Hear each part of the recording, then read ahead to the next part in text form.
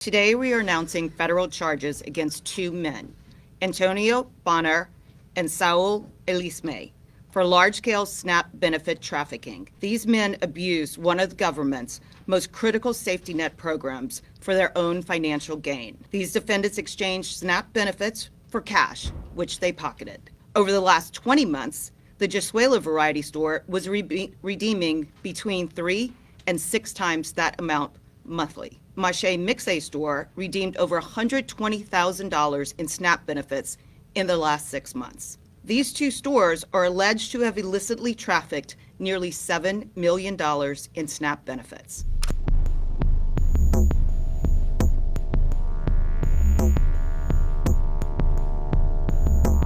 Today we are announcing federal charges against two men, Antonio Bonheur and Saul Alisme, for large-scale SNAP benefit trafficking, a scheme that turned a program designed to feed families into a multi-million-dollar criminal enterprise.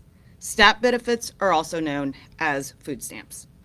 The defendants are charged with one count of food stamp fraud. As alleged in the charging documents, these men abused one of the government's most critical safety net programs for their own financial gain. This is taxpayer money meant to keep people from going hungry. These defendants decided to take it for themselves. These defendants exchanged SNAP benefits for cash, which they pocketed. Bonheur, a naturalized U.S. citizen from Haiti, owned the Jesula variety store. Alisme, a lawful permanent resident also from Haiti, owned the Saul Mache Mixe store. These two businesses were co-located within a single storefront in Boston. To be certain, these were not supermarkets. They were not full-service groceries. It would be a huge stretch to even call them convenience stores. In fact, the only thing convenient about these stores was how easy it was to commit SNAP benefit fraud. To put this in perspective, the Jesula variety store is less than 150 square feet in size, smaller than some bathrooms. The Saul Mache Mixe store was approximately 500 square feet in space. By contrast, a supermarket can be 20,000 to 60,000 square feet in size, have a dozen or more registers, and employ numerous employees. Both the Jesula variety and Saul Mache Mixe stores had one register, no carriages, no hand baskets, and very little food for sale. One legitimate supermarket in the same area as these stores redeems approximately $80,000 in SNAP benefits per month. Over the last 20 months, the Jesula variety store was redeeming between 3 and 6 times that amount monthly, with nowhere near the space, inventory, customers, or infrastructure to support it. The Saul Mache Mixe store redeemed over $120,000 in SNAP benefits in the last 6 months. Simply put, there is no plausible way SNAP-eligible food could have been purchased from these stores for this long. Yet, these two stores are alleged to have illicitly trafficked nearly $7 million in SNAP benefits. The fraud was shocking and glaring. Investigators found that both stores had exceptionally large and highly anomalous SNAP redemption volumes, far beyond what is remotely possible for businesses of their size, type, and location. Since March of 2024, the Jesula variety store had monthly SNAP redemptions that consistently exceeded $100,000. In the previous 20 months, the monthly SNAP redemptions were between $200,000 and $300,000 a month. In one of those months, the redemptions exceeded $500,000. Investigators' suspicions of fraudulent activity were confirmed on the ground. During the course of this investigation, undercover officers used EBT cards to traffic SNAP benefits for cash at both the Jesula variety store and the Saul Mache Mixe store. The defendants themselves were working the cash registers, and both exchanged SNAP benefits for cash with the undercover officers.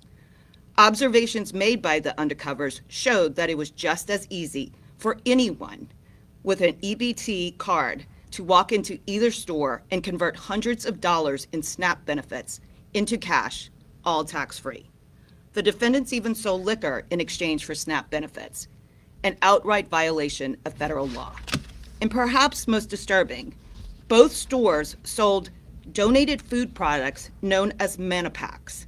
These are meals manufactured by the nonprofit Feed My Starving Children, which are paid for entirely by charitable donations and are intended to be shipped directly to food insecure children overseas, including children in Haiti.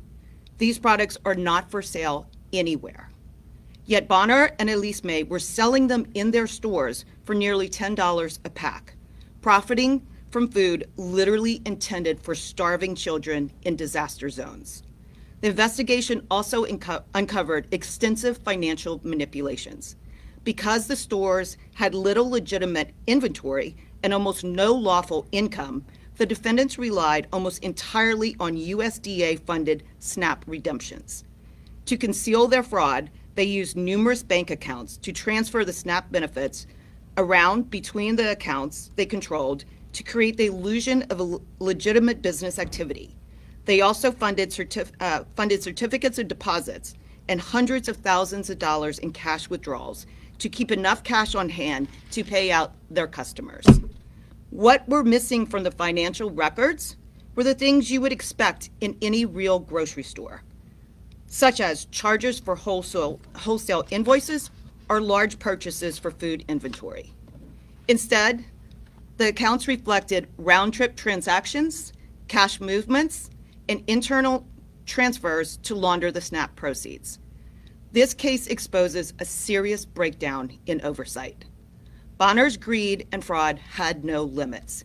Despite redeeming millions in SNAP benefits through his store, Bonheur fraudulently obtained his own EBT card. The court documents indicate that between 2022 and the present, he cashed himself out for over $10,000 in SNAP benefits. In 2025, all of those redemptions were through the Jesula variety store. It appears that the Massachusetts Department of Transitional Assistance conducted virtually no diligence when reviewing his application. It failed to compare Bonheur's food stamp application against any record showing that he owned a business or that his store was already receiving millions of dollars of SNAP proceeds, or that he had hundreds of thousands of dollars moving through numerous bank accounts, or that he was married and living with his wife. Failures such as these allowed fraud and illegal conduct to grow unchecked for year on end.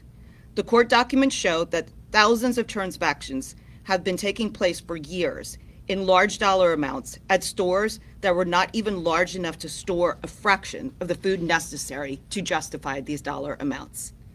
And the numbers speak for themselves. $50,000 a month of fraud rapidly turned into $100,000 a month, then $200,000 a month, and at one point reached $500,000 of fraud in 1 month. Let me be clear, SNAP is the largest food assistance program in this country. It exists to feed families, not to bankroll criminals. This wasn't a paperwork error. It wasn't sloppy bookkeeping. It was a deliberate scheme to sustain. A supermarket can be 20,000 to 60,000 square feet in size. This is not right. Their storefronts were not even large enough to support a legitimate food pantry.